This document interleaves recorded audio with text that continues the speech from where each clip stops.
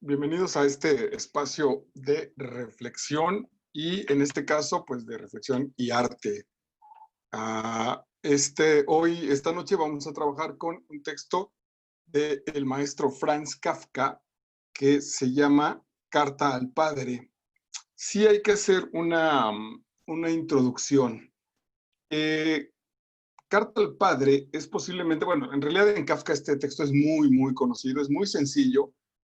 Algunos especialistas piensan que Carta al Padre está en el almacén de la literatura, de las grandes obras literarias, porque le escribió Franz Kafka, no necesariamente por los atributos literarios, estéticos de la obra como tal. Y en realidad tiene sentido porque Kafka no estaba pretendiendo generar una obra estética, una obra artística. Estaba escribiendo, le escribió una obra a su papá de manera directa, lo más claro posible para que el papá entendiera el mensaje. Gracias a que es Kafka y a la maestría de Kafka, la obra ha pasado, la carta ha pasado a ser parte de la historia de la literatura. Entonces no le vamos a encontrar demasiados niveles en el nivel 7, cosas como estructuradas que normalmente estudiamos. Y el comentario va justo en eso, en que como si el arte en realidad no está generando en nosotros una situación de fuga, de escaparnos de nuestros propios dolores. Kafka, en realidad, en su vida no publicó nada y sus obras se las dio a un amigo. Le dijo al amigo, estoy muy enfermo, murió a los 42 años, no se casó, como menciona en la carta, le dio las cartas al amigo, le dio las obras al amigo y le dijo, quémalas, léelas, solo quiero que alguien más se entere de lo que escribí, y luego quémalas, por favor, porque tal vez yo no me atreva, el ego me gane, entonces tú encárgate y las quemas. Afortunadamente el amigo, después de que las leyó, reconoció el valor literario de La Metamorfosis o de las otras obras muy intrincadas de Kafka, y traicionando la promesa que le hizo a Kafka, las publicó. Pero en realidad lo menciono porque el pisotón psicológico que hizo el padre de Kafka con Kafka le llevó a no publicar, a generarle la inseguridad. Es decir, uno de los autores que ha pasado a la historia de la literatura mundial como una de las grandes de la literatura, estuvo a punto de que no lo conociéramos por su propia autocensura ya en ese sentido y desconfianza que le ocasiona el papá. Alice Miller, esta famosa psiquiatra que tiene un libro maravilloso que se llama El cuerpo nunca miente, dice que muchos de los autores de manera literaria, pero en el cine, en el teatro, los autores, los actores, los artistas en general, pretendemos generar un mundo diferente para no enfrentar nuestras heridas como tal. Ella pone que más o menos el parangón, el ejemplo sería como si yo trajera la nariz rota, entonces me asaltan y me rompen la nariz, y para no asustar a mi familia, paso a la papelería y me pongo un moño. Entonces me pongo un moño aquí en la nariz y ya. Y entonces me duele, padezco todas las complicaciones de una cosa así, pero para no espantar, para que la familia disimule junto conmigo, entonces la adorno, que eso hacemos los artistas con las obras. En mi caso me hace mucho sentido, yo tengo una obra que se llama Paco y el monstruo, y monstruo así ni siquiera bien escrito, sino monstruo con el sentido infantil, donde manifiesto uno de los traumas que yo viví con mi papá de manera directa. Y entonces Alice Miller dice que no está mal hacer esa sublimación que después Freud trabajaría y llevarla a niveles artísticos para que se transmita, pero donde no funciona es que el hecho que yo haya escrito esa obra o que cualquier artista escriba una obra para curar su infancia, no quiere decir que la curó. Es decir, le puso el moño y la utilizó y la escondió, pero no quiere decir que haya sanado de manera interior. Y muchos artistas lo trabajan así. Hace un rato empecé a ver la película y terminé cancelándola, a lo mejor es de las que les gusta a ustedes, que se llama Matilda, de este actor simpático, Danny DeVito, un chaparrillo medio gordito, que trabaja como director en Matilda.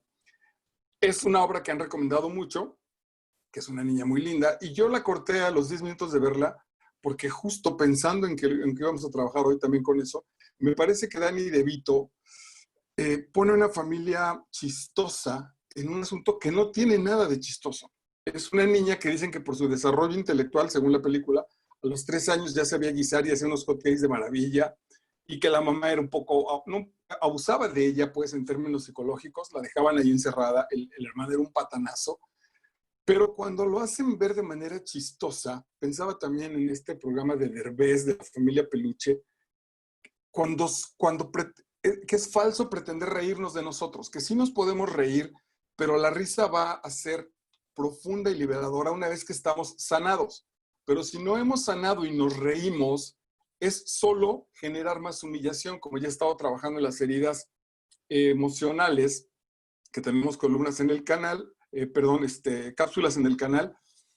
Y entonces la Miller dice que los artistas a veces con las grandes obras se fugan, es decir, entre la carta al padre que vamos a trabajar hoy y la metamorfosis, Kafka en la metamorfosis le está tirando o de manera indirecta a su papá diciéndole, mira, yo pude haber sido alguien y me estoy convirtiendo en un escarabajo, en un bicho, gracias a ti, pero está disfrazado, no está de manera directa.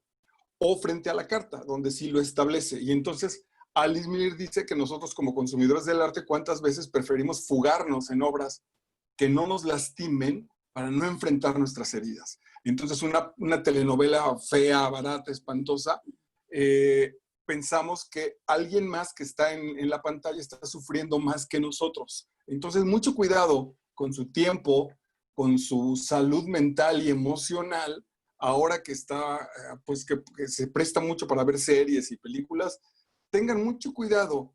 No digo que todo sea liberador y que no se valga ver películas de palomitas y de dominguear, pero revisen mucho que lo que está enfrente de ustedes como pantalla no esté cubriendo de más.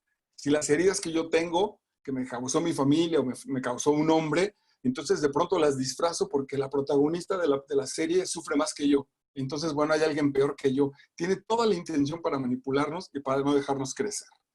Vale, pues entonces vamos a la primera página donde abre Kafka diciendo, querido padre, me preguntaste una vez por qué afirmaba yo que te tengo miedo, nivel 4, nivel psicológico. Como de costumbre no supe qué contestar, en parte justamente por el miedo que te tengo y en parte porque los fundamentos de ese miedo entran, en los fundamentos de ese miedo entran demasiados detalles como para que pueda mantenerlos reunidos en el curso de una conversación. Kafka es brutal. Primero ya está estableciendo la relación entre padres e hijos basada en el miedo, ya tenemos un elemento angustiante. Y después es tal mi miedo que no soy capaz de seguir una conversación contigo porque mi revolución interior está ahí puesta y puesta y puesta y puesta y puesta. Terrible.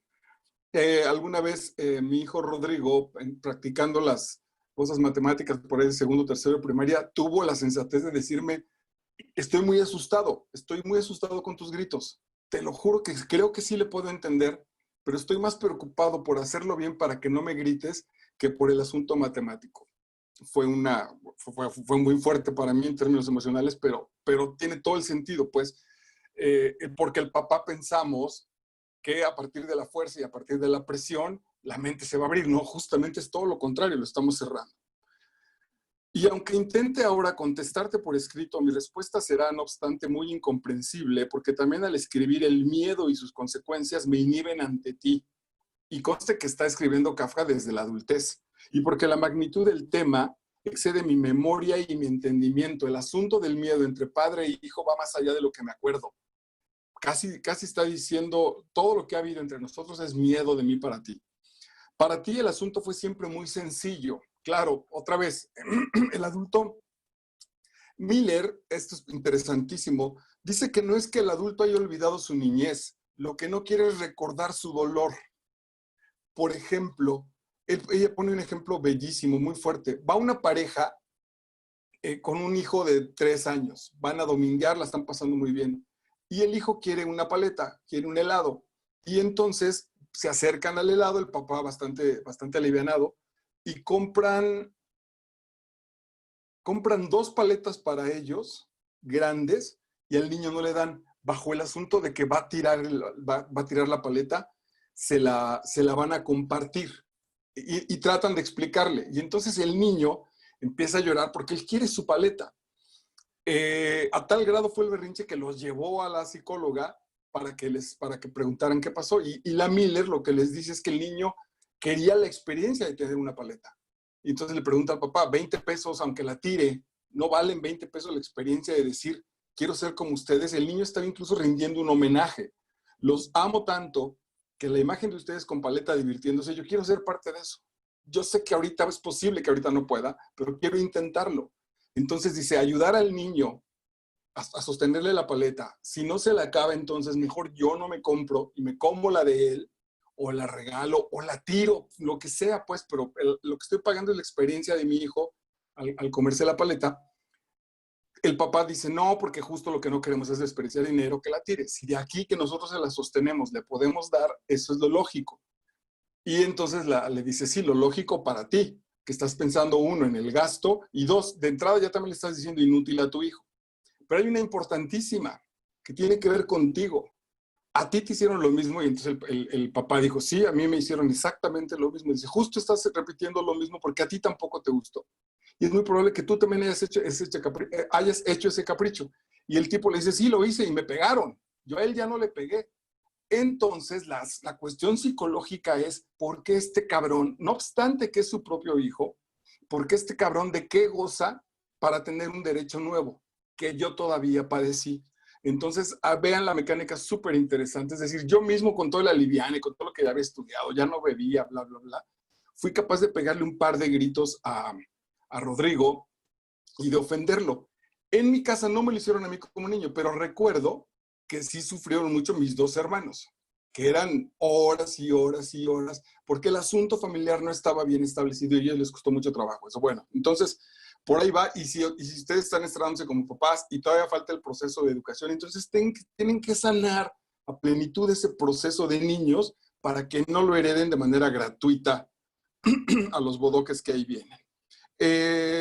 Dice, para ti el asunto fue siempre muy sencillo, por lo menos por lo que hablabas al respecto en mi presencia y también sin discriminación en la de muchos otros. Esto es brutal, cuando hablamos de nuestros hijos como si no estuvieran. Entonces aquí está a un lado Rodrigo y me preguntan, ¿y cómo va Rodrigo en la escuela? Ah, es bien pendejo, fíjate que reprobó, pero ya anda de enamorado, como si no existiera. Incluso no le digo a la persona, pues pregúntale, aquí lo tienes enfrente, que él te conteste. Esa es una negación, esa es una herida que es muy complicada de restituir. Creías que era más o menos así. Durante tu vida entera trabajaste duramente, eso le está diciendo al papá, sacrificando todo a tus hijos, en especial a mí. Por lo tanto, yo he vivido cómodamente, he tenido absoluta libertad para estudiar lo que se me dio la gana. ¿Ven la revancha? No he tenido que preocuparme por el sustento, como el papá sí, por nada. Por lo tanto, y en cambio de eso, tú no pedías gratitud. Tú conoces cómo agradecen los hijos, está siendo burlón, pero esperabas por lo menos algún acercamiento, alguna señal de simpatía. La que el papá no tuvo de niño se le estaba exigiendo a su propio hijo. Esa es la mecánica. Alguna actitud de simpatía. Por el contrario, yo siempre me he apartado de ti, metido en mi cuarto con mis libros, con mis amigos insensatos, con mis ideas descabelladas. Jamás hablé francamente contigo en el templo, jamás me acerqué a ti.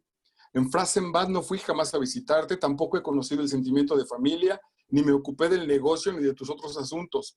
Te endosé la fábrica y te abandoné luego. Apoyé a Otla en su terquedad y mientras que por ti no muevo ni un dedo, sí siquiera te traigo una entrada para el teatro, no hay cosa que no haga por mis amigos.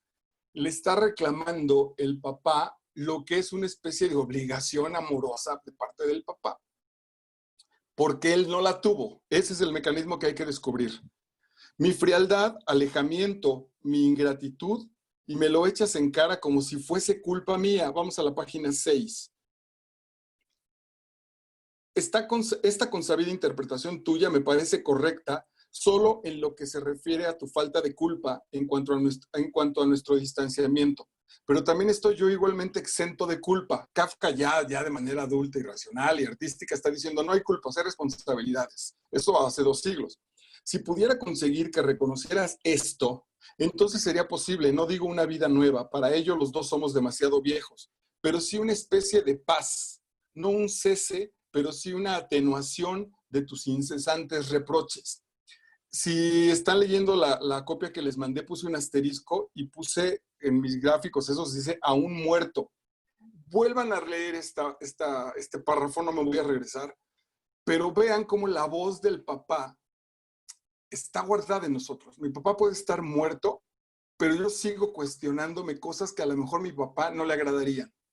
Entonces me compro una camisa rosa y cuando salgo de la tienda con mi camisa rosa, mi primer pensamiento es, ¡ay! Mi papá me hubiera cotorreado por esta camisa. Entonces sigo estando lastimado por esa situación.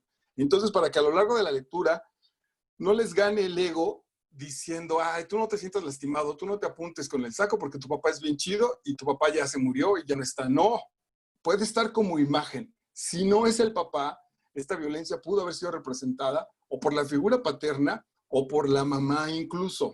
Recuerden que nosotros ya tenemos la capacidad de determinar que papá y mamá tienen parte femenina y parte masculina. Bueno, en la página 6 todavía. Yo hubiese sido feliz teniéndote como amigo, como jefe, tío o abuelo. Y hasta, aunque en esto ya vacilo, como suegro. Le está diciendo Kafka, con cualquiera de estas te hubiera preferido. Pero precisamente como padre ha sido demasiado fuerte para mí. Ahí lo subrayé porque es mi caso así absoluto. Y creo que lo padecimos mucho en mi familia, quizá con excepción de mi hermano Miguel, que tiene la relación mucho más alivianada, que es el menor.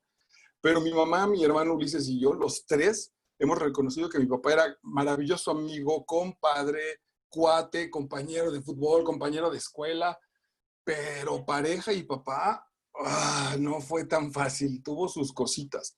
Mis amigos todos, eso creo que es en general, pero sucede por esto, porque los papás nos ponemos esta especie de responsabilidad y además empezamos a tomar revancha con nuestros hijos de lo que nos hizo la generación anterior. Que los comentarios en mi casa eran, ay, tu papá es bien chido, tu papá es súper alivianado. Sí, güey, y mi respuesta, me acuerdo, era siempre, vive con él, cabrón. El asunto era, vive con él. Dice, tú en cambio, un verdadero Kafka, le está reclamando ya con la voz del papá, tú en cambio, un verdadero Kafka en cuanto a fuerza, salud, apetito, volumen de voz. Perdón. Kafka está diciendo que él fue un niño débil y que el papá se la pasaba comparándolos. El papá, hay uno de los temas también con el papá, que es que no acepta al hijo, que le estamos poniendo al hijo la experiencia que ya tuvimos. Yo recuerdo que Jorge, mi hijo mayor, a los 4 años empezó a generar viscos y lo llevamos al oculista y el asunto es que necesitaba lentes. Un músculo no se le desarrolló, entonces desde los 4 años le pusieron lentes. Gracias a la experiencia de su madre y mía con respecto a nuestra primaria, donde los niños se burlaban de la gente de lentes, ese fue el primer elemento para meterlo a practicar taekwondo. Entonces así chavito lo mandamos al taekwondo. Afortunadamente le gustó y estuvo ahí 4 o 5 años practicando, pero en realidad trabajamos desde el miedo, ¿ven? Trabajamos desde el asunto de por si alguien se burla de él, que tengas herramientas para partirle la madre. Los propios papás hicimos eso. Yo hasta donde sé, creo que jamás fue un impedimento en la escuela, hasta donde sé, cuando se burlaban de él con 4 ojos y estas idioteces, en realidad siempre tuvo la madurez para darle la vuelta a esta situación. Y nunca ha sido un elemento que lo haya detenido en su desarrollo personal, pero el miedo de los papás fue lo que generó esa bronca para trasladársela al muchacho. Dice entonces, compáranos a los dos. Dice Kafka, escritor, hijo, yo más secreto, más tímido, tú en cambio un verdadero Kafka, como si los otros Kafka fueran falsos. Un verdadero Kafka, en cuanto a fuerza, salud, apetito, volumen de voz, cualidades oratorias, autosatisfacción, superioridad humana, perseverancia, presencia de ánimo, conocimiento de los hombres y cierta amplitud de miras. Claro que también con los defectos y debilidades correspondientes a tales excelencias. Otro tema complicadísimo, comparar. Terrible, pues. Esta es una gran lección para papás también. Página 7. Has atravesado periodos diversos. Estuviste tal vez más contento antes que tus hijos y yo especialmente te decepcionaran, te afligieran en el hogar, ya que cuando venían extraños eras distinto. Es decir, la vida en la casa es una tortura, se queja de ellos, pero cuando vienen los extraños, entonces todo está bien padre, los sobrinos son maravillosos, los primos, como si la vida fuera otra. En realidad es un desahogo, ¿ven? Hay un infierno interior en esa casa, pero también más interior. Ese infierno está dentro de nuestros propios padres o de nosotros como papás, y lo que hacemos es un poco de libertad. Pero como todos tenemos eso, diría, hay una frase que dice, en la tierra de ciegos el tuerto es rey. Como todos padecemos eso, no lo notamos. Ese es el punto. Yo le decía el otro día, normalmente lo utilizo, que un día nos tocó, no sé si en Madrid, pero en algún lugar no es española, 2 mesas. En una mesa estaban 15 chicos españoles o señores de mi edad o más jóvenes, y pegaditos a esa mesa estábamos los mexicanos de la compañía de teatro. Yo empecé a notar de qué iba, ¿no? Los españoles también tienen sus leperadas y sus groserías, pues, sin duda nosotros. Lo que sí estoy seguro fue que todas las risas, todas las carcajadas con respecto a la mesa de los mexicanos tenían que ver con que nos estábamos burlando de alguien, con que decían, pinche Marco, te equivocaste, sí, como ya que quién sabe qué, y pum, las risas. Y luego, no, tú con tu pinche panzota de no sé qué, pum, las risas. No, pues tú que no sé qué, pum, risas. En la mesa de los españoles había risas. Lo que yo pude captar, a lo mejor es solo mi visión, ninguna iba en sorna de alguien. Estaban compartiendo las risas, pero ninguna era burlándose de alguien, ninguna era por los errores de alguien, ninguna era por los defectos de alguien, era por las situaciones que habían compartido. Eso habla justo de gente resentida, de gente maltratada en su infancia contra otras personas, posiblemente en otro nivel, que ya no tuvieron esos traumas. Ok. Aunque bueno, no, en fin, no lo voy a aclarar porque nuestro criterio nos llevará a resolverlo. De cualquier manera, éramos tan distintos y tan peligrosos el uno para el otro en esa diferencia, que si hubiese calculado de antemano la relación que surgiría entre nosotros, yo, el niño que se desarrollaba lentamente, y tú, el hombre hecho, hubiera sido posible presumir que tú simplemente me aplastarías bajo tus pies, que nada quedaría de mí. Es brutal. Pero sí, claro, si el papá no ha resuelto y a nivel inconsciente le está jodiendo que ese pinche, algunos papás lo dicen, que ese pinche niño le está quitando la atención de la mamá, por supuesto que le va a generar rencor. Pero la diferencia es tan grande que yo creo que como papás ni siquiera se la plantean, ¿no? Pero es como si ahorita nosotros peleáramos con un adulto, si yo mido 1,77, pues voy a pensar que me enfrentara un tipo de 14 metros, de 10 metros, en fin. Tú solo puedes tratar a un niño de la misma manera con que estás hecho, con fuerza. Entonces, nuestro trato al niño, por si salen con esas pendejadas de que para que no se haga joto, para que no se haga chillón, para que no se haga el consentido, lo único que están haciendo es proyectando su interior. Tú solo puedes tratar a un niño de la misma manera con que estás hecho, con fuerza, ruido e iracundia. Y esto te parecía además muy adecuado para el caso, porque querías hacer de mí un muchacho fuerte y valeroso. Ahí está importantísimo. Entonces, algún día supongo que cada que hay una pareja que quieran ser papás, tendrán que pasar por un proceso psicológico. Ojalá se logre. En la página 8, solo recuerdo con claridad un suceso en los primeros años. Quizá tú también lo recuerdes. Una noche yo lloraba sin cesar, pidiendo que me trajeran agua. No sin duda porque tuviera sed, sino probablemente en parte para fastidiar y en parte para entretenerme. Como algunas amenazas violentas no habían producido efecto, me sacaste de la cama, me llevaste al balcón y me dejaste allí un rato, en camisa, es decir, en pijama o en bata, solo ante la puerta cerrada. No pretenderé decir que esto estaba mal. Puede ser que en ese momento no hubiese otra forma de conseguir el descanso nocturno. O sea, incluso Kafka lo justifica. Pero quiero caracterizar con ello tus métodos educativos y su efecto sobre mí. Sin duda esa vez fui obediente, pero había sufrido un daño interior. Aquí está el asunto. Ahí subrayaríamos daño interior. Pensamos que lo estamos aliviando para que nos deje descansar, pero el abuso que estamos generando sobre el menor a nivel interior es una tremenda herida. Nunca pude establecer, de acuerdo con mi naturaleza, la relación correcta entre lo lógico para mí de aquel absurdo pedir agua con lo extraordinariamente terrible de verme llevado afuera. A esto los psicólogos lo han trabajado muchísimo. Para con los maestros, por ejemplo, también. Tiene que haber un ajuste entre la falta que se está cometiendo y el castigo que se va a aplicar a esa falta, ¿no? Es como, incluso pues con los asesinos. No se le dice al asesino, o los gringos no le dicen, pues te vas a la silla eléctrica tú y toda tu familia. No, tiene que haber una especie de correspondencia. En este caso, pues pedir agua valió para sacar a Kafka de la casa ahí al balconcito.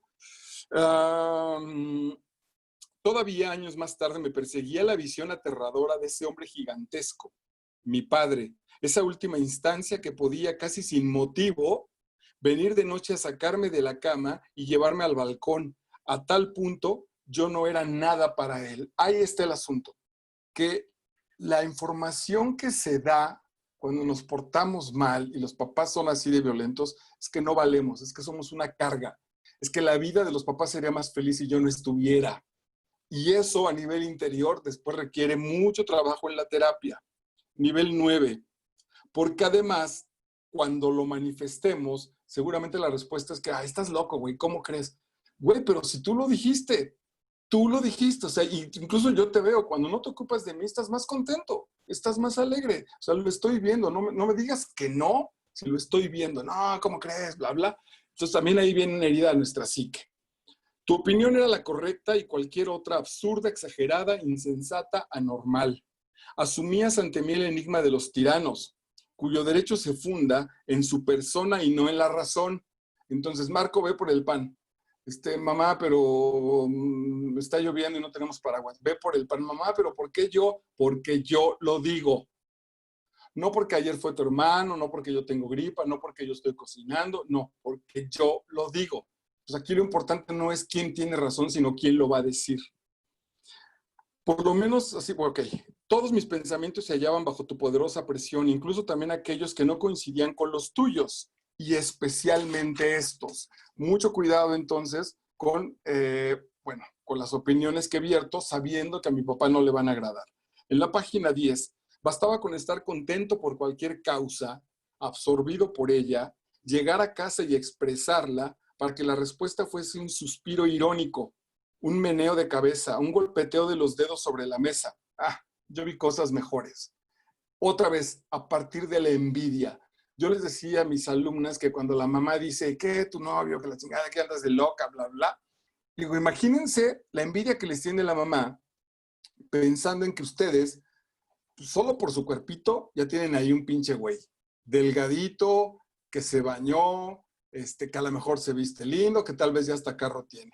Mientras ellas en su casa tienen un panzón viendo la pinche televisión que las manda por caguamas, sin calcetines, sin las uñas cortadas, con las patas oliéndole, pinche mal humor, que no suelta el control remoto. Entonces, claro, ¿tú cómo por qué? No has hecho ni madre, ya tienes galán, y yo que me he fregado, tengo este bodoque borracho aquí metido en la sala. Naturalmente no era posible exigirte que demostraras entusiasmo por cada pequeñez infantil, ya que vivías sumido en preocupaciones y problemas. Otra vez, el arrastre brutal de este mundo adulto. Siempre, y de hecho, ocasionabas desilusiones al niño con tu espíritu de contradicción, solo por joder. Es decir, incluso, ¿y ahora qué? ¿Tú por qué tan contentito? ¿Qué pedo?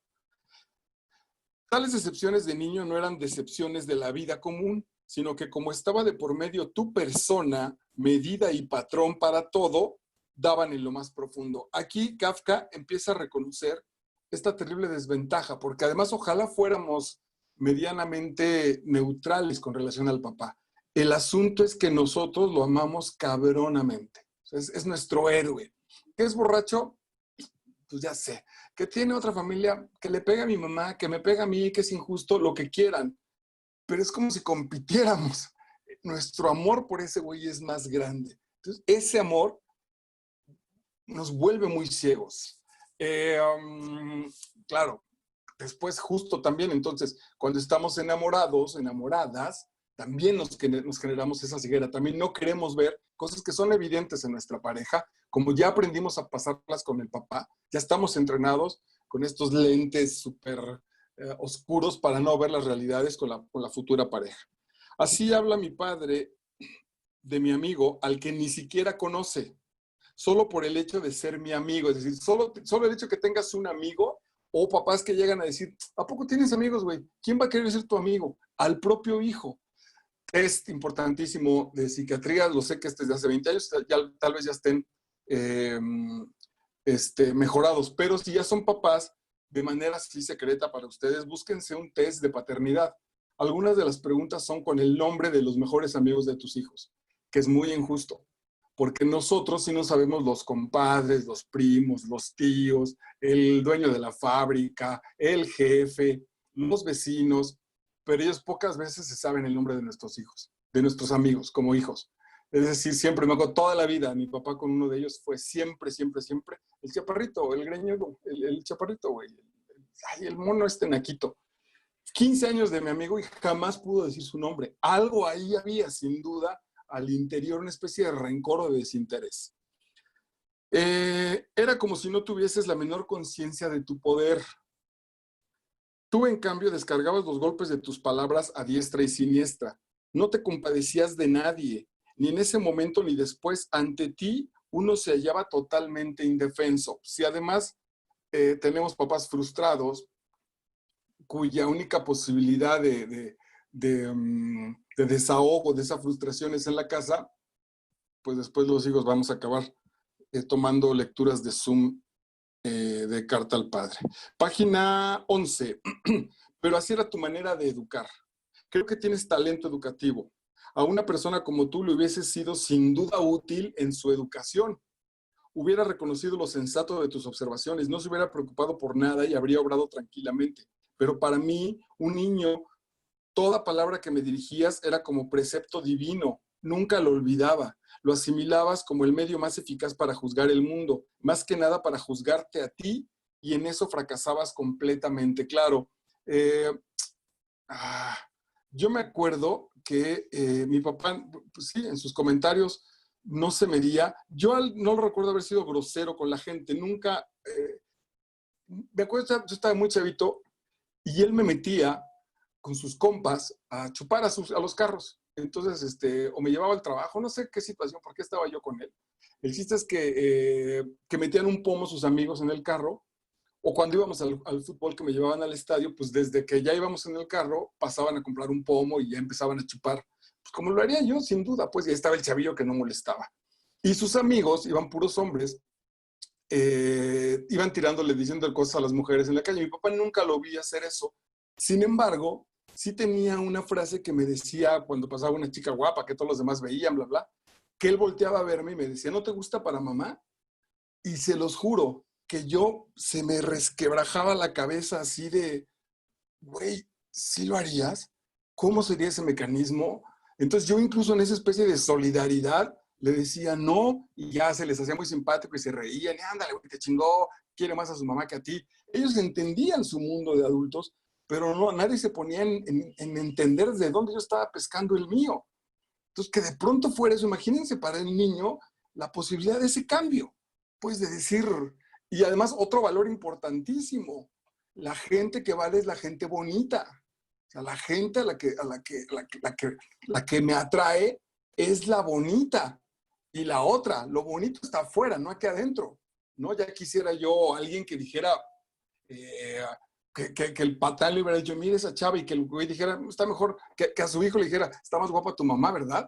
Tal vez sería muy solidario en ese sentido, pero no, con tal de quedar bien en el mundo de los adultos, los hijos un poco pasábamos ahí a segundo término. Página 11. Había que cuidar que no cayesen migas al suelo, pero al terminar, donde más restos había era debajo de tu silla, migajas o migas o migajas. Una vez sentados a la mesa, solo era permitido ocuparse en comer, pero tú te limpiabas y te cortabas las uñas, sacabas punta a los lápices, te hurgabas las orejas con escarbadientes. Es decir, la educación que yo impongo desde el papá es para ustedes, para mí no. Entonces, esa era clarísima, que era, un día se lo dije, baja los codos y baja los codos y baja los codos. Y un día mi papá lo noté así, con los codos en la mesa. Desde ahí estaba cenando con los codos en la mesa. Y yo le dije, papá, los codos. Me acuerdo que creo que se lo tomó a broma, pues, y sí, lo hizo bien, pero ven, o sea, estamos muy prestos a corregir hacia afuera, pero no lo vivimos. Cumplías los preceptos, no cumplías los preceptos que me dictabas. Por esa razón el mundo quedó para mí dividido en tres partes. Una donde vivía yo, el esclavo, bajo leyes inventadas exclusivamente para mí y a las que además no sabía por qué no podía adaptarme por entero. Luego un segundo mundo infinitamente distinto del mío, en el que vivías tú, ocupado en gobernar, impartir órdenes y enfadarte por su incumplimiento.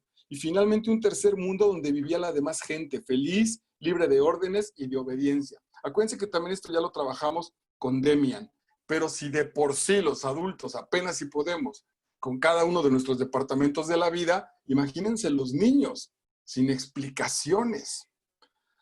Página 12. Haz lo que quieras. Para mí eres libre, eres mayor de edad, no tengo que darte consejos. Este seguramente fue un regaño de su papá. Y todo ello con ese tono de voz ronco, terrible expresión de la ira y de la condenación total, ante el cual tiemblo hoy todavía. El famoso haz lo que quieras, sabiendo que ese haz lo que quieras es del tamaño de una cucaracha. Es decir, ándale, güey, vete de la casa, a la chingada, haz lo que quieras. Pues no, güey, no tengo los medios para hacer eso. Si tú mismo en tu adultez, con tu trabajo, con tu salario, no puedes hacer lo que quieres y eso se nota, no me lo vengas a reclamar a mí. La imposibilidad de una relación apacible tuvo otra consecuencia más, sin duda natural. Perdí la costumbre de hablar. Atención, aquí Kafka empieza a generarse, bueno, no a generarse, a ser consciente de sus traumas complicados. Acuérdense que ahí, creo que lo marqué porque voy a leer toda la página 13, porque vale mucho la pena. Tú me prohibiste la palabra. Tu amenaza, ni una palabra de protesta y la mano levantada al mismo tiempo me acompañaban desde siempre. Adquirí una manera entrecortada, tartamudeante de hablar en tu presencia. Cuando se trata de tus asuntos, tú eres un excelente orador. Y aún eso era demasiado para ti, de manera que finalmente me quedé callado. Al principio, tal vez por terquedad, y más tarde porque en tu presencia no podía ni pensar ni hablar. Y como tú eras mi verdadero maestro, todo esto influyó para siempre sobre mi vida en general. Cometes un gran error si crees que nunca me he sometido a ti. Mi actitud hacia ti nunca ha sido realmente, siempre todo en contra, tal como supones y me lo echas en cara. Al contrario, si te hubiese obedecido menos, estarías sin duda más contento de mí. Más bien, todas tus normas educativas fueron certeras. No eludí detalle alguno, tal como hoy represento. Debe haber un error de tipografía, con exclusión naturalmente de los fundamentos e influencia de la vida, los resultados de tu educación y mi obediencia. Si estos resultados te parecen, no obstante, penosos y aún te niegas inconscientemente a admitirlos como producto de tu educación, se debe justamente al hecho de que tu mano y mi materia hayan sido tan extraños la una para la otra. Decías, ni una palabra de protesta, y con ello querías aclarar en mí las fuerzas contrarias que te eran desagradables. Atención, es un asunto interno del papá que lo proyecta en el rechazo, en la respuesta contraria del hijo. Los insultos volaban a mi alrededor, cayendo sobre otros, en tal cantidad que siendo todavía un niño me dejaban a veces casi aturdido. Además, no había motivo para no referirlos también a mí, ya que las personas a las que insultabas no eran sin duda peores que yo, y con toda seguridad no estabas más descontento de ellas que de mí. Y también en esto, aquí quiero aclarar que es como, pienso en un papá con puras hijas. Entonces el papá en la mesa comiendo y le dice a la mamá, ahora, ay, fíjate que Sarita, la vecina, salió embarazada. Y él entonces dice, pues sí, claro, es bien pendeja, no estudia, y acá tiene una hija a la que le acaba de decir que no estudia. Y si le dice, pues claro, bien pendeja, no estudia, se la pasa todo el tiempo metida en el pinche celular, y la de enfrente se la pasa metida en el celular. Entonces, aunque aparentemente se está refiriendo a la otra, todo el aprovechamiento de lo que está diciendo para allá está cayendo justo aquí. O sea, hay esta cobardía en realidad. Y también en esto aparecía tu indescifrable falta de culpa e inmunidad. Tú insultabas sin el menor escrúpulo, pero también condenabas y prohibías los insultos de los demás. Reforzabas los insultos con amenazas y estas ya me alcanzaban también a mí. Me aterraba, por ejemplo, la siguiente: te destrozaré como a un pez. A pesar de saber yo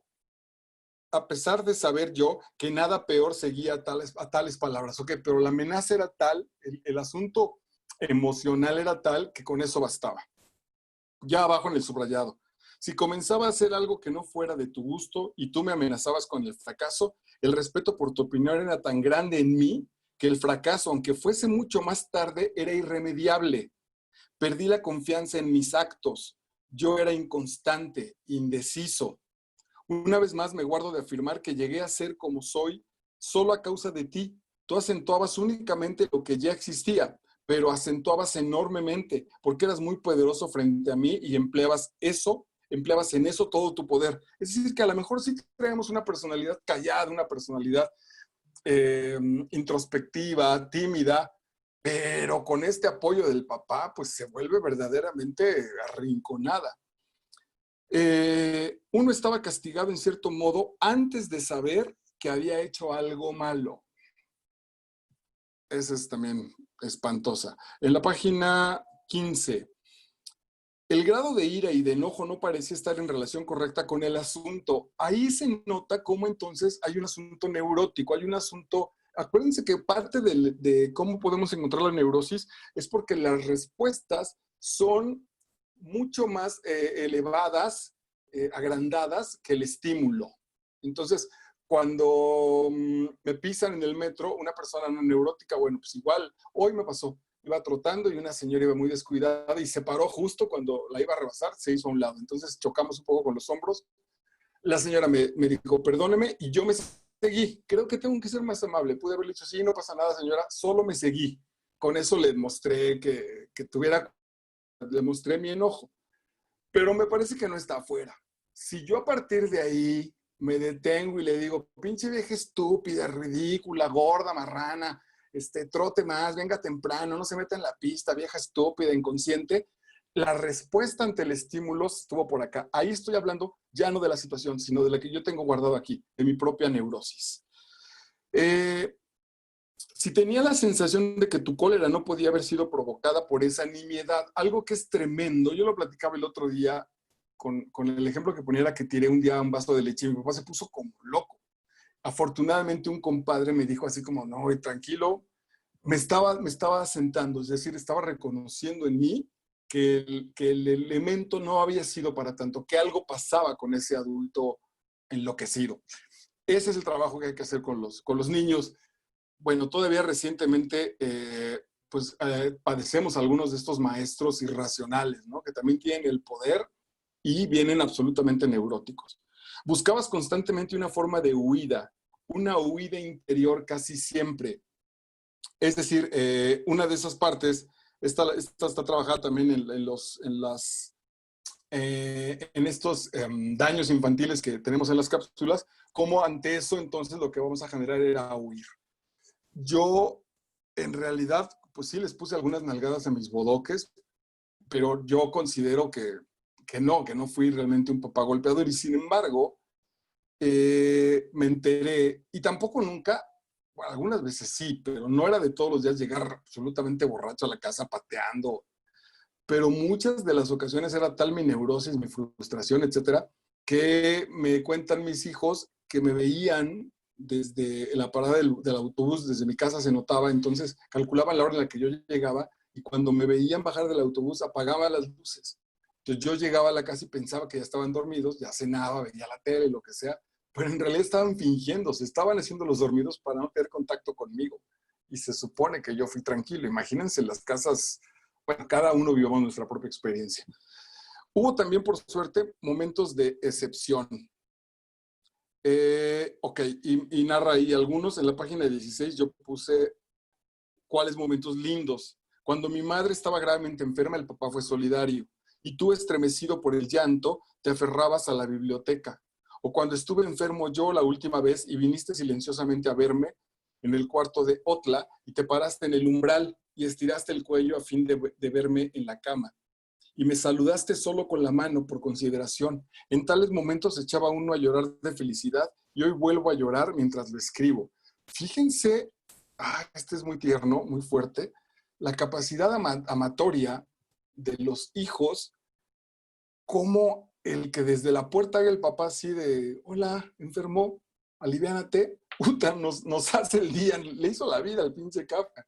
Ya no digamos que lo llevó al parque, habló con él, le compró helados, no, solo desde lejos le hizo así, entonces el niño dijo, wow, este güey me quiere, porque la gran meta de nosotros es esa, que nos quieran los padres, que nos reconozcan, a eso nos trajeron, y es lo primero que están negando, preparándonos para este mundo salvaje que ellos mismos han generado.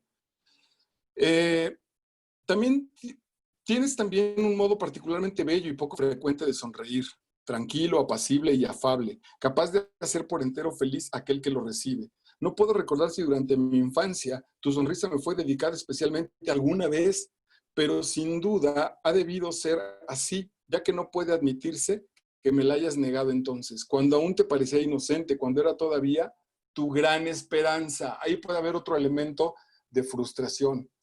Mucho cuidado, chicos, mucho cuidado si todavía no son papás. no le entran a la paternidad si no se sienten plenos en su vida. Porque si no lograron ser artistas, futbolistas, ingenieros de éxito, lo que quieran, y piensan que, bueno, ya me chingué, pero que sea mi hijo, le van a echar a perder la vida al cabrón. Primero ustedes y luego al otro que no tienen ninguna culpa. Mi sentimiento de culpa haciendo que el mundo me fuera más incomprensible aún.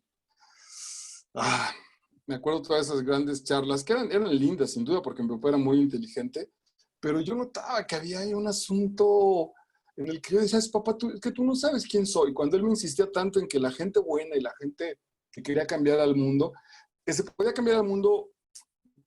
Mi papá fue de esta generación que apoyó de manera intelectual a la Revolución Rusa, a la Revolución cubana, por ejemplo, heredero justo de la Revolución Rusa. Entonces, pues teníamos pósters, libros del Che, todo el asunto que tenía que ver con la Revolución Cubana estaba en mi casa en términos de libros. Claro, uno de los elementos fue, pues seré guerrillero para tenerte chido. Entonces, papá me dijo, no, tranquilo, pero sí puede ser desde la medicina o desde la abogacía. Pero solo habían esas dos posibilidades. Entonces yo ahí sentía que él, que yo decía, mi papá no sabe quién soy. O sea, por más que yo hago piruetas, o le digo poemas, o le digo que me encanta leer, o que escribo cosas, él siempre lleva el asunto a los doctores y los abogados. No me estaba observando sus propios temores. En la página 17, mi madre solo me protegía en secreto de ti, porque si lo hace público, entonces la va a chantajear, la va a joder, con que no estás de mi lado, yo que te apoyo, no estamos educando a estos cabrones, los quieres así, nenitas, dejados, etcétera, etcétera. Entonces, a veces, de manera secreta, pues se solidarizaban. Y entonces yo volví a ser otra vez el ser que huye de la luz, el estafador, el culpable consciente, el cual, debido a su nulidad, debía alcanzar por caminos tortuosos aquello que creía tener derecho. Voy a volver a leer porque sí nos hace sentido para todos. Si soy nada para mi papá y en secreto mi mamá me apapacha, fíjense cómo todas las situaciones de por sí están jodidas entonces, y en secreto mi mamá me apapacha, puede haber un elemento. Me apapacha en secreto porque no lo merezco, porque no merece ser visto. Por eso está aquí. Y si además yo que soy nada, provoco que mi mamá se acerque a mí a escondidas, todo el esfuerzo que tengo que hacer, es decir, soportar los gritos de mi papá, llevarme 2 madrazos de él, quedarme sin cenar, que mi mamá engaña a mi papá diciendo voy a la ropa y se mete rápido al cuarto a darme las buenas noches. Todo lo que se requiere hacer para que me reconozcan, todo lo que necesito para ganarme un beso, para ganarme una despedida. En las funciones del arte, en la cápsula 1 del recuerdo, toco el tema de El camino de Swann, de Marcel Proust, de En busca del tiempo perdido. Todo el trauma que se desarrolla en ese primer tomo de 9, de 8 tomos, es porque el niño quiere todas las noches el beso de buenas noches de su mamá. Y entonces a veces los papás están en la fiesta echando el desmadre, las copas, la mamá todavía es muy guapa, el papá quiere estar bailando. Entonces cuando la mamá dice, espérame, voy a darle el beso a, no me acuerdo cómo se llama el personaje, entonces el papá, no hombre, ya déjalo, pinche chamaco, ¿cómo besos? Se va a hacer puto, ya tiene 10 años.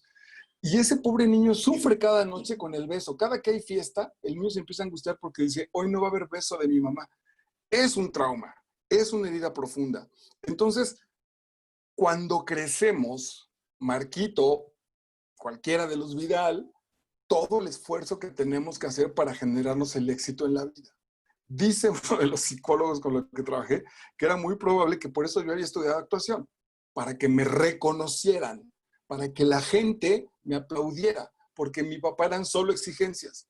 Entonces necesito que alguien diga que hago las cosas bien. Venga, pues esa profesión me da todas las noches unos aplausos porque hago las cosas muy bien. No solo me dicen, venga, Marco, muy bien, sino hasta me aplauden. Es muy probable que eso haya pasado.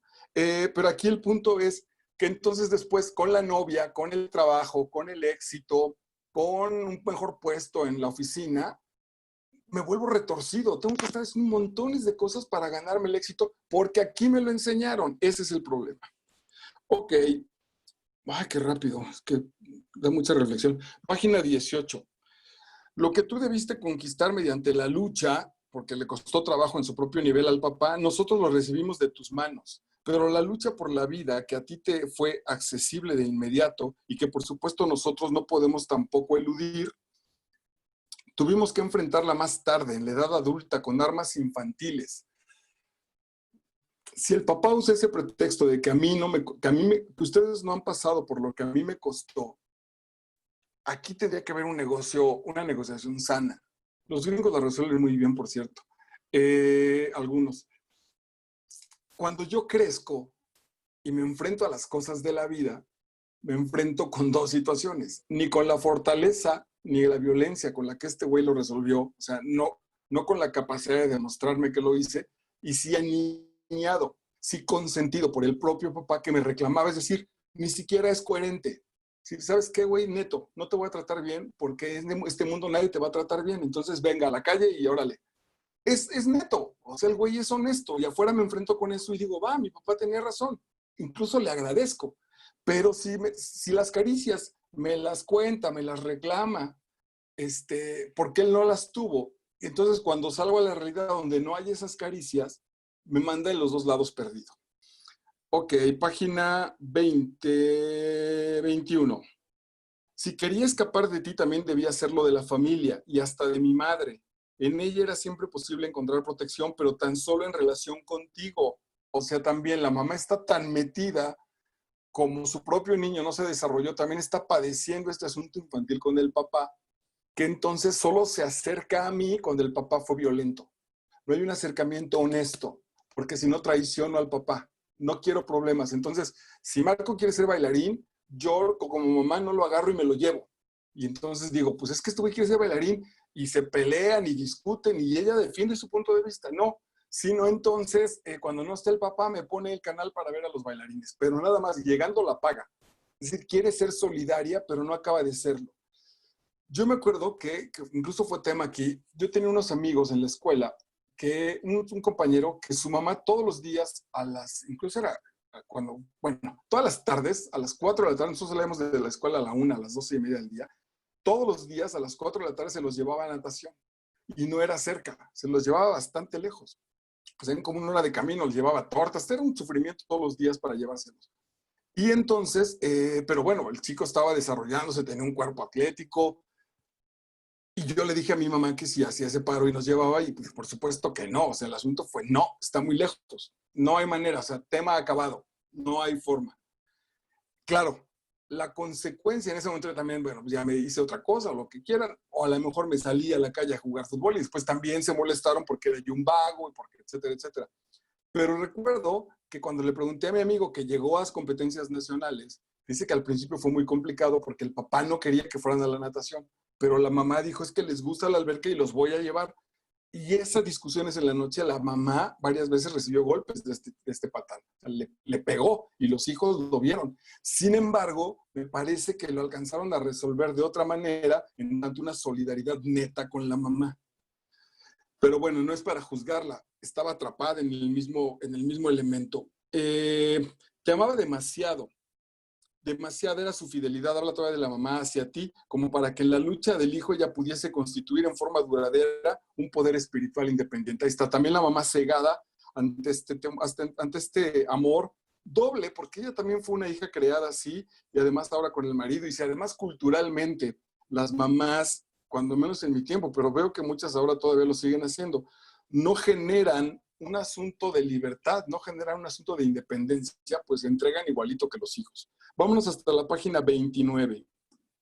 Mis escritos, ya Kafka adulto ya dejó el asunto del niño, mis escritos trataban de ti, en aquellos que daban consignadas las quejas que yo no podía presentarte a ti en persona. Entonces Marco, en lugar de hablar con su papá y decirle, papá, fuiste muy violento, eres así, eres asado, papá, me siento lastimado en esto, yo creo que mi hermano reprobó el primer año por tal y tal cosa de ti, bla, bla, bla, bla. En lugar de eso, 30 años después hago una obra de teatro. Era una despedida de ti que yo dilataba intencionadamente y a la cual tú me forzabas, pero que tomaba un camino elegido por mí. Es decir, ok, claro, nos alejan y nos alejan de la casa, nos dicen que no somos bienvenidos, casi nos corren, pero cuando nos vamos se arma el drama. Ay, cabrón, te vas, no te importa cómo nos dejas. Pinche juego neurótico otra vez. Es deplorable, en la página 30, es deplorable pero comprensible para mí.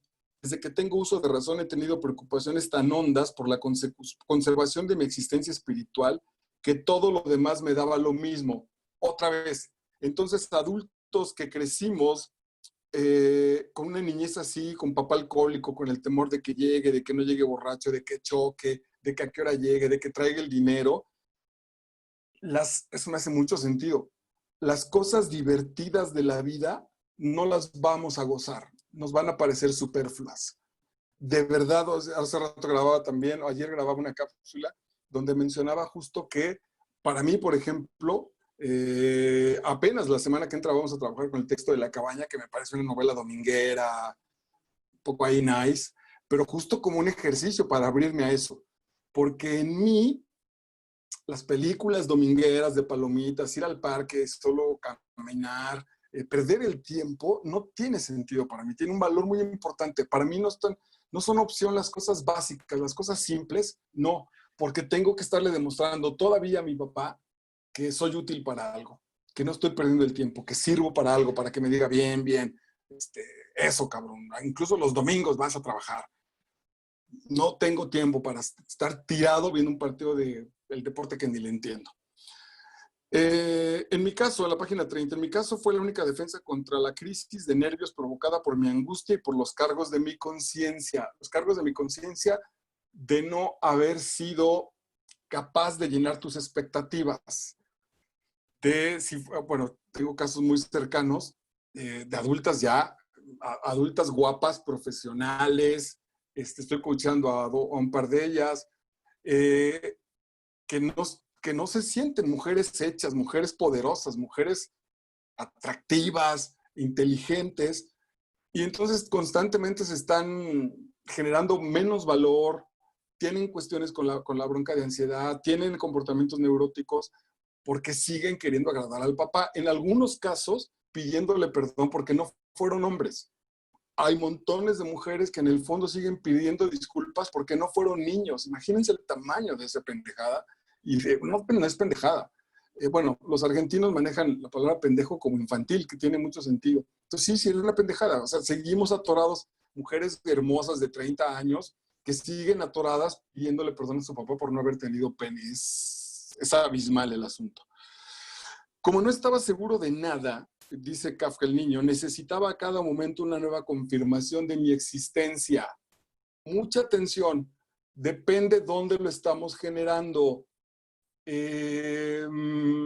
Yo, por ejemplo, a nivel profesional, soy súper exigente, no me conformo, estoy y busco y busco y busco y busco, y entonces la gente la llego a hartar, porque me dice, ya, güey, ya, deja que repose, mañana revisamos, deja que es un asunto más artístico. Si fuera una planta, todos los días iría a verla, todos.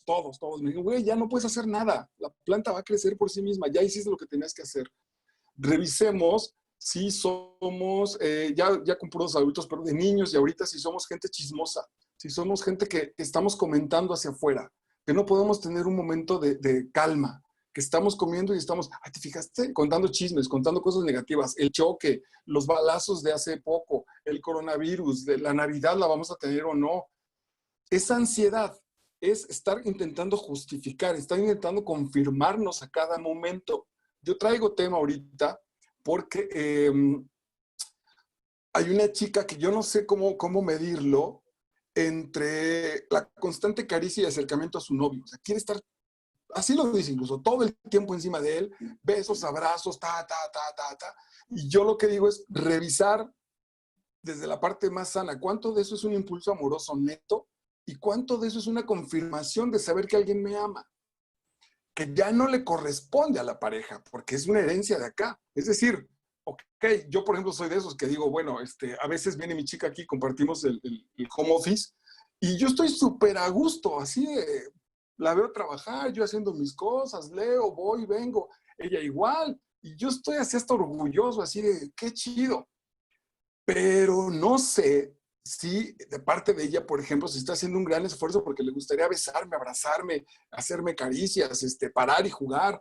¿Cuánto de eso es neto y cuánto es un asunto de confirmar? ¿Me quieres?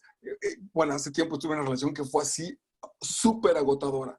Porque una cosa es preguntarme ¿quieres? De manera sana y otra preguntarla 15 veces al día. Y la 14 que ya no le gustó tanto porque ya estaba yo un poco harto de la misma pregunta. Entonces, ¿ves, cabrón, cómo no me quieres? Güey, ¿no entiendes que si me preguntas 15 veces lo mismo, me voy a hartar? No, el amor no harta. Era una pesadilla. Bueno, no voy a balconear, pero tenía un elemento ahí muy importante con la ausencia del papá. Como era, por cierto, un hijo desheredado, mi propio cuerpo se me volvió inseguro. Crecí estirándome hacia lo alto. La carga era muy pesada, la espalda se me encorvó. Apenas me atrevía a moverme o a realizar ejercicios físicos. Quedé débil.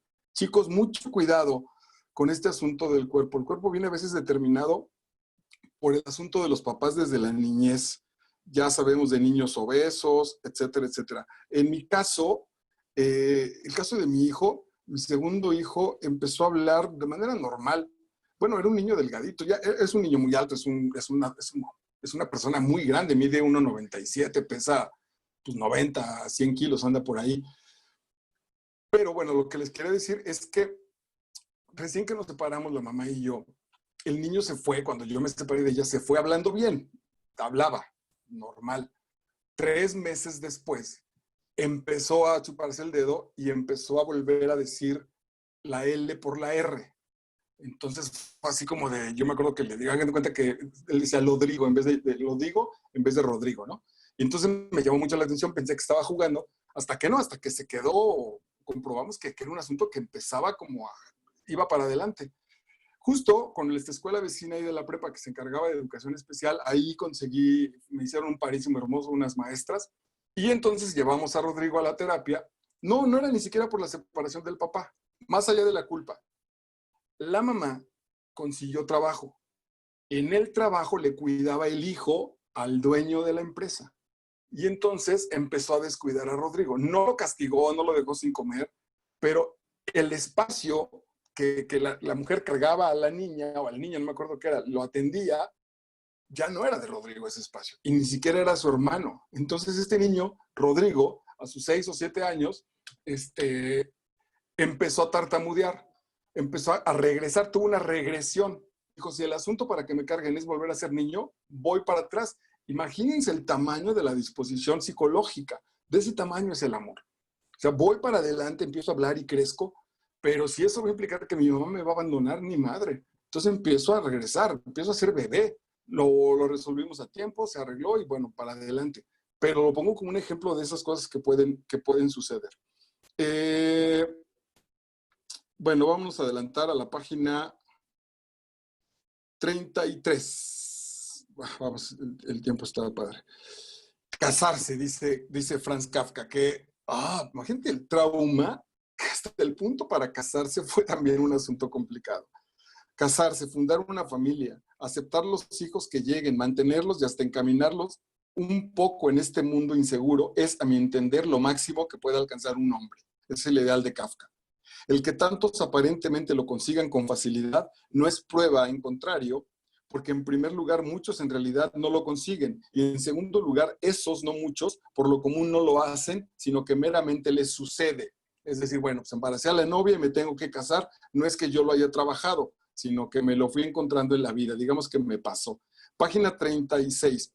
Supongo que ella dice, fíjense lo que dice el papá de Franz Kafka con respecto a la novia que ni conocía. O sea, tú eres tan pinche mediocre, no mereces a nadie, que dice el papá de ella. Supongo que ella se habrá puesto alguna blusa llamativa, como suelen hacerlo las judías de Praga, y acto seguido, naturalmente, te decidiste a casarte con ella.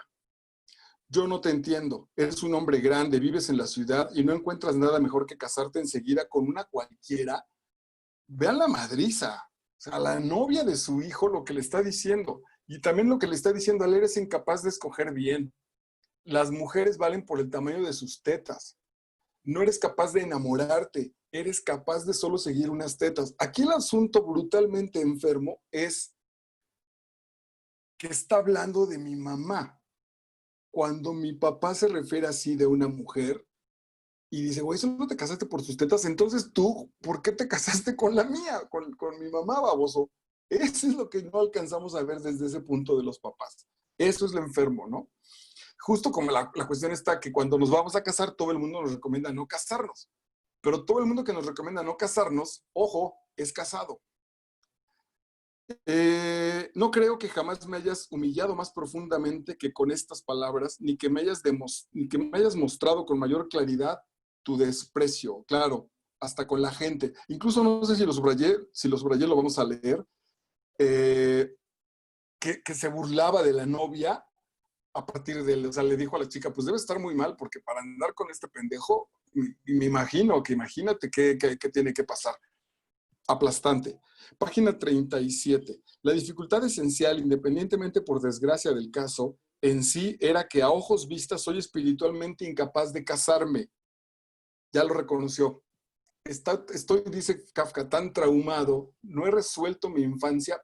Finalmente Kafka, un güey muy inteligente, que dice, no, ¿a qué voy a dañar a alguien si no tengo resuelto esto?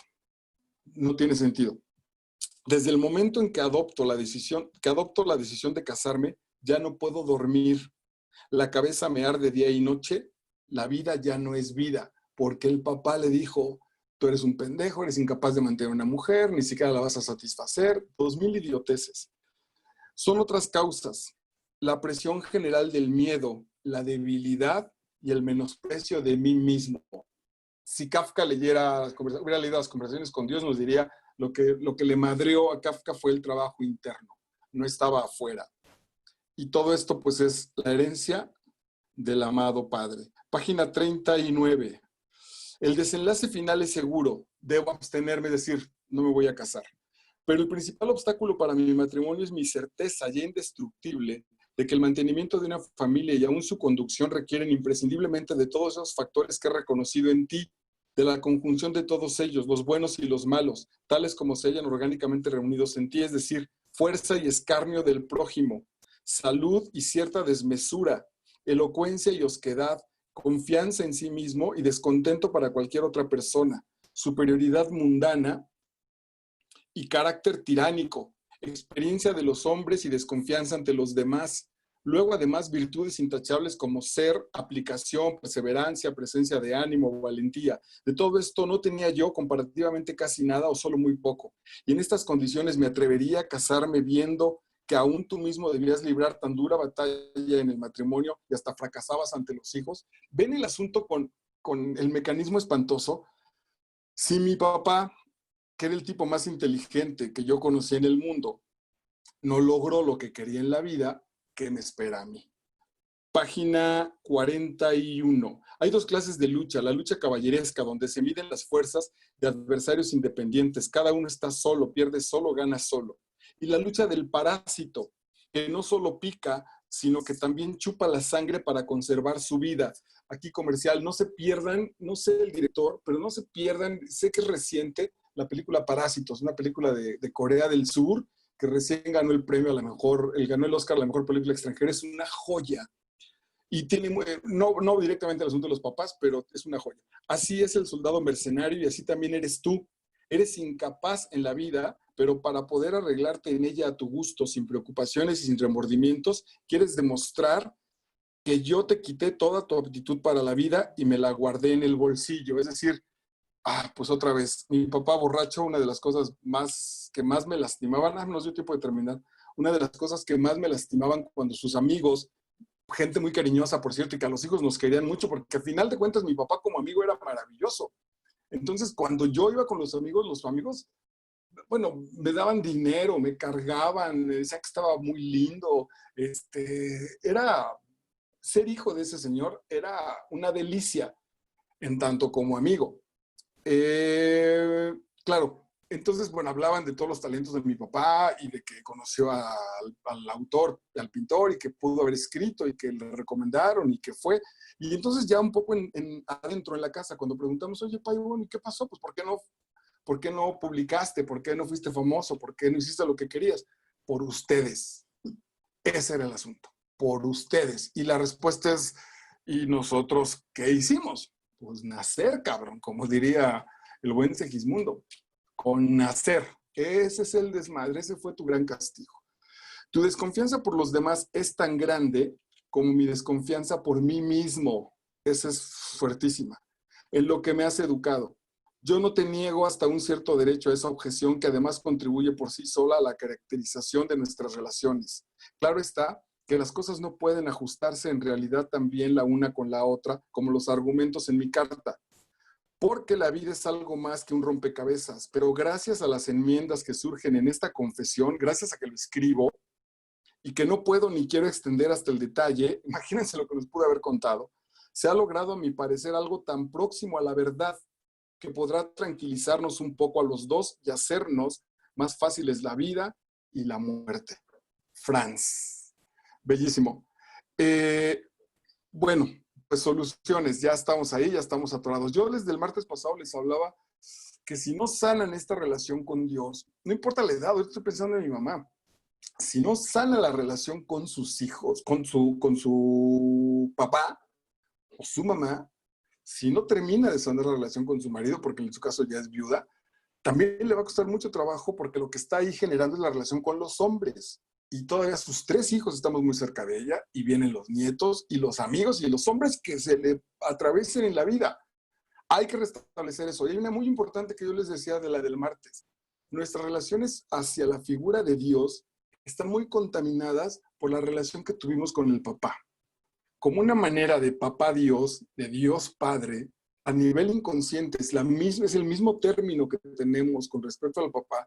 Si no limpiamos la relación con el papá, la relación hacia Dios va a ser muy complicada, va a ser muy difícil de que se libere, de que sea amorosa.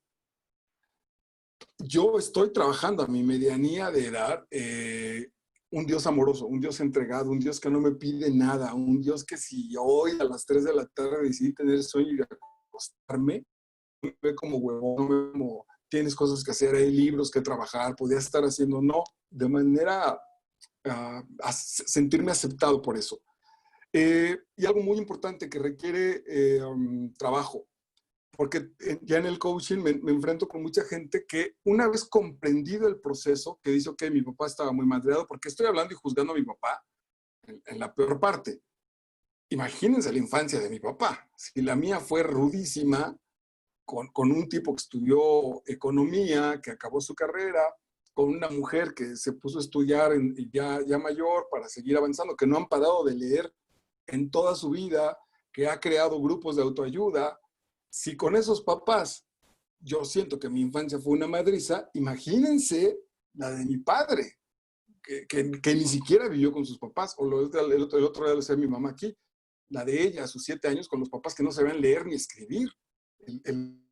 El asunto eran como otras generaciones, no generaciones, quise decir, como seres raros, como si fuéramos Tarzán educado por lobos o por simios. Entonces, si solo nos queda a nivel intelectual y decimos, ok, entendí a mi padre, sufrió mucho, venga, no están curados, chicos. Esto requiere que le demos permiso y todas sus fases. Hay una fase que es la que más nos cuesta a los mexicanos, me parece, que es la de estar enojados y de reclamo. La de decir, papá, te pasaste de pendejo, eras un pinche tarado, no te diste cuenta del ser humano sensible que tenías, lo arrasaste, patán.